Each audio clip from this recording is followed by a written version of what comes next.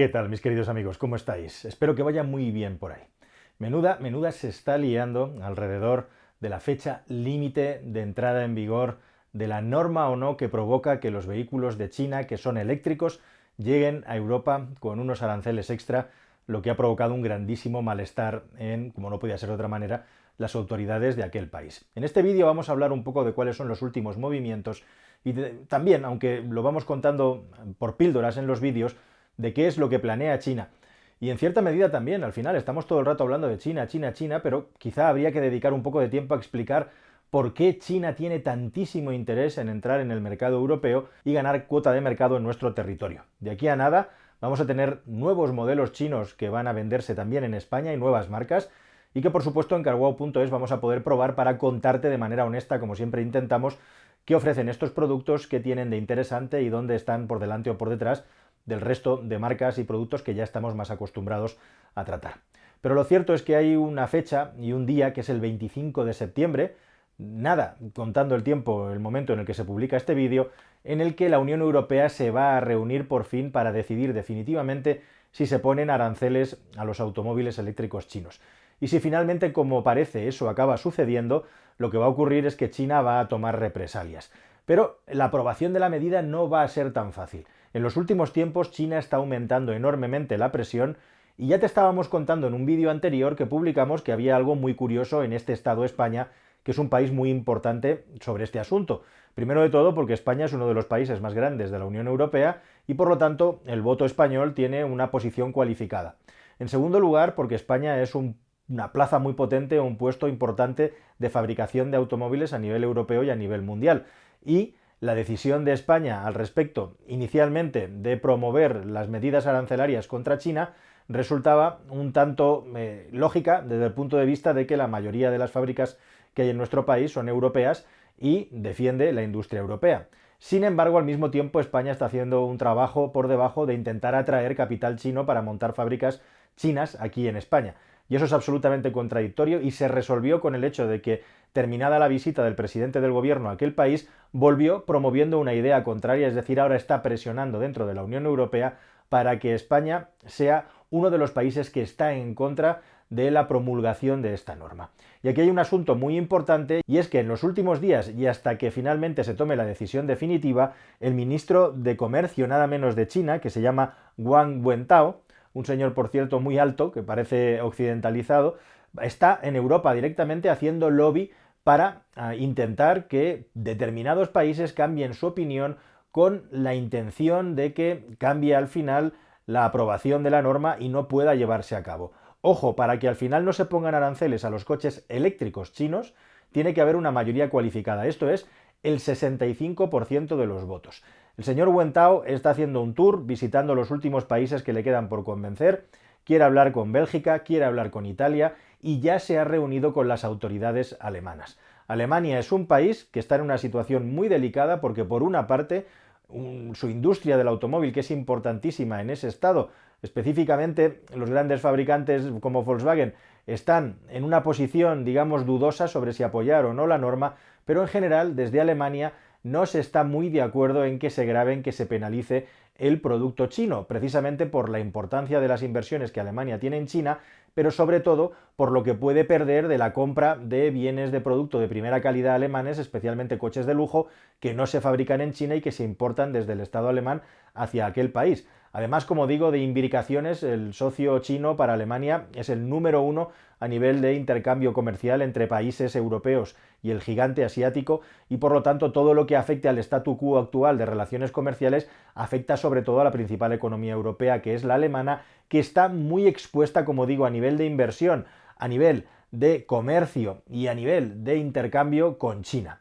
Así que Alemania estaría intentando mover hilos para que esto no suceda, al contrario que Francia, que es el principal promotor de las sanciones a los automóviles chinos mediante aranceles y que por arrastre hizo que inicialmente España hiciera lo mismo, puesto que nuestra mayor exposición a las fábricas aquí en nuestro país es de marcas francesas como muy bien sabéis, además de la importancia también, por supuesto, sin dejarlo, de las marcas alemanas, principalmente el grupo Volkswagen y Mercedes-Benz. Bien, dicho todo esto, como digo, una mayoría cualificada del 65% no es nada fácil de conseguir, pero tampoco hay que descartarlo viendo los movimientos, los últimos hilos. Yo diría que la cosa está más o menos en un 70-30, 75-25. Parece muy difícil ya a estas alturas que, teniendo en cuenta que en las mesas de negociación Europa y China no se han puesto de acuerdo, al final esto cambie, pero como digo, se podría tumbar si al final algunos países cambian de opinión, cosa que a día de grabar este vídeo parece bastante poco probable. ¿Estás pensando en comprar un automóvil nuevo? Pues entra en carwow.es y ahorra más de 4.000 euros de media. Entras, configuras uno o varios modelos y ya está. Vas a empezar a recibir ofertas gratis y de concesionarios directamente en el dispositivo que elijas. Pero ojo, tranquilo, no te va a molestar nadie. Solamente contactarán contigo cuando tú tomes la decisión. ¿Tienes dudas entre varios modelos? Es normal. Entras en carwow.es y miras las reviews. Probamos todos los coches y cómo se actualizan y te lo contamos de la manera más detallada y honesta posible. Infórmate, elige y ahorra con carwow.es. Es tan cómodo como ponerse el cinturón en este coche. Y ahora a seguir disfrutando del vídeo. Venga, vámonos. Bueno, y mientras esto pasa, como bien sabéis, las noticias no paran de sucederse, entre ellas la noticia de que algunos fabricantes chinos siguen buscando el lugar donde meterse dentro de nuestro mercado. Y la última noticia que ha saltado súper potente es que precisamente en Bélgica, en Bruselas, la fábrica de Audi que hay ahí podría pasar a manos de un fabricante chino, concretamente de NIO, uno de los fabricantes de automóviles chinos de última hornada y tecnológicamente muy avanzado, y que no solamente lleva ya un tiempo vendiéndose en Europa, de momento con pocos volúmenes, porque vende su producto más caro en nuestras latitudes, sino porque además quiere poner en marcha una segunda marca que quiere competir en precio con las marcas más económicas en relación precio-producto que hay en el mercado, y para eso seguramente lo que busca es un lugar donde producir en nuestras latitudes. Mientras eso sucede, se anuncia a la inversa que Volkswagen va a cerrar una fábrica en China que tenía en copropiedad con SAIC. Ya sabéis de sobra que hasta hace no mucho en China era obligatorio que cualquier fabricante occidental, fuera europeo o estadounidense, que quisiera montar una fábrica en aquel país, en China, tuviera que tener un socio local para poder expandir su negocio. Y ha sido esa medida precisamente la que ha hecho que los chinos aprendan todos los secretos y todas las técnicas del proceso de fabricación de un automóvil, sus controles de calidad, a lo que le han aplicado algo que por su parte han desarrollado de una manera propia y aventajada respecto a europeos, que es el asunto de las baterías y la electrificación en los automóviles.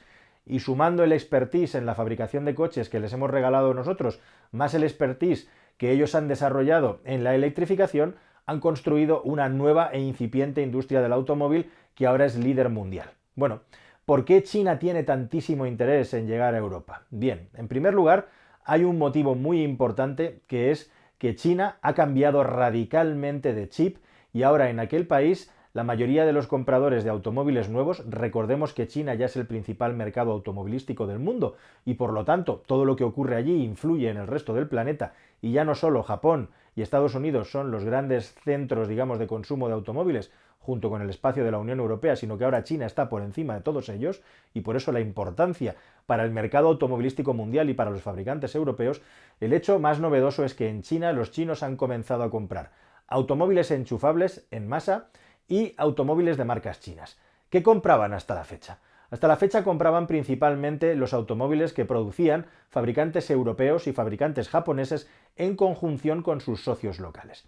Y precisamente, si ahora hablamos de las enormes dificultades que tiene el grupo Volkswagen principalmente, o grupos como Stellantis o el mismísimo Renault, es porque una parte muy importante del negocio que hacen estas marcas a nivel global lo hacen en China, y en buena medida su tamaño y su cifra de negocio depende de las ventas en China.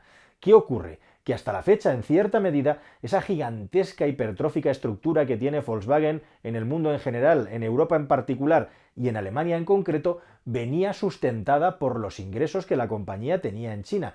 Ingresos que se han visto degradados de una manera absolutamente radical en los últimos 3-4 años, lo que está provocando que por primera vez los ingresos de esta empresa se vayan a resentir y comience a tambalearse, porque aunque todavía no se acaba de notar en los beneficios brutos, sí que es verdad que la cifra de ventas, de ingresos, los márgenes se están reduciendo y al final acabarán impactando en la cuenta de resultados de estas compañías.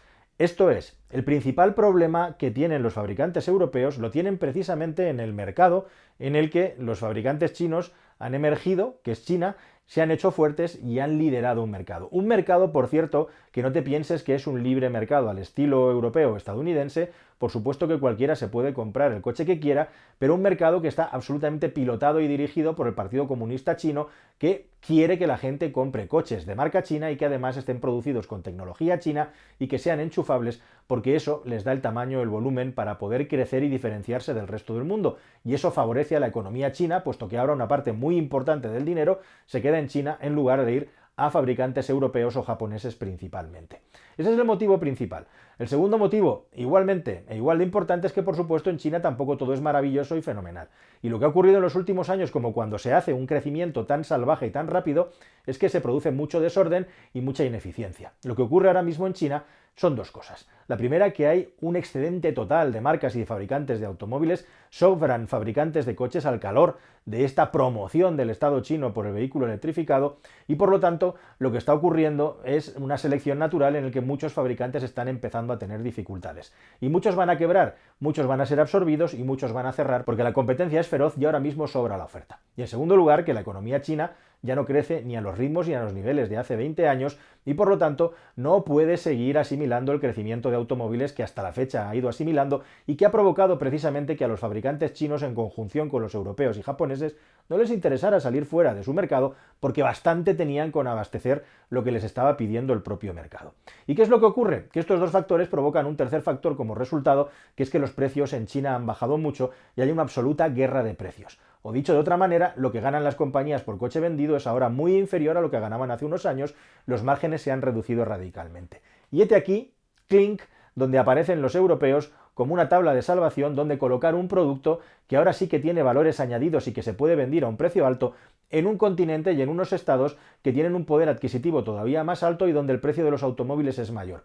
En definitiva, los chinos nos necesitan para que su industria del automóvil siga sobreviviendo, porque aunque aquí no se van a vender ni de lejos los coches que se venden en China por parte de los chinos, el dinero que ganan, los márgenes que les dejamos los europeos, son mucho más altos. Eso sin menoscabo de que los tentáculos de los chinos se sigan extendiendo por el mundo y que, por ejemplo, en estados como Brasil lo estén petando con sus automóviles eléctricos de bajo coste, porque en aquel país, curiosamente, donde, como en tantos otros países, el automóvil es un producto de lujo, la gente comprando producto barato chino está ahorrando dinero porque la electricidad sale más barata que el petróleo. Y parece mentira, pero muchos países tercermundistas teóricamente, o países mejor dicho, habría que decir, y de una manera mucho más certera, en vías de desarrollo y de crecimiento rápido, están encontrando en sus ciudadanos en el automóvil eléctrico una forma de motorizarse de manera más eficiente que tenían hasta la fecha.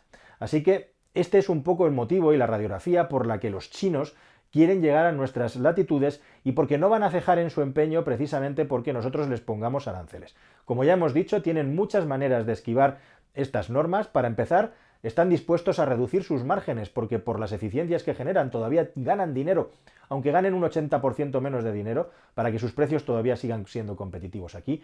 Van a montar fábricas en países satélites que tienen acuerdos de libre comercio con la Unión Europea, como puede ser, por ejemplo, Turquía u otros países alrededor. De esa manera se esquivan los aranceles. Y en tercer lugar, montando sus plantas aquí.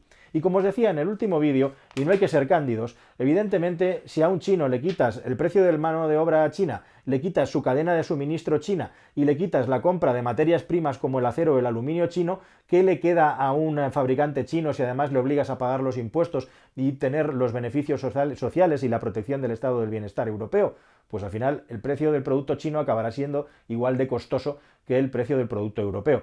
No hay por dónde pillarlo. ¿Qué van a hacer los chinos? Pues traer aquí sus piezas premontadas, los famosos CKD, DKD, 20.000 derivaciones distintas de métodos de ingeniería para fabricar coches exportando las piezas para acá, van a mantener sus cadenas de suministro y en definitiva, y como están recomendando sus propios ministerios de comercio internos y externos, hacer lo mínimo necesario para que legalmente sus productos se puedan colocar aquí sin pagar aranceles.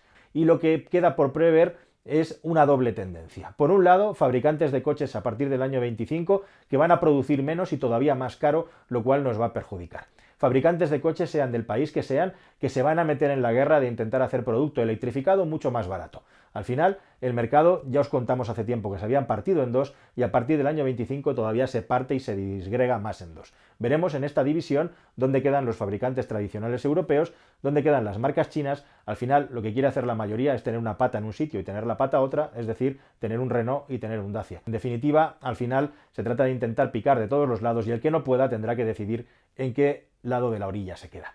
Nada más, queridos amigos. Espero que toda esta info os haya parecido interesante e ilustrativa. Suscríbanse al canal si no lo han hecho ya y nos vemos en un próximo vídeo que espero que sea más y mejor. Hasta el siguiente, adiós.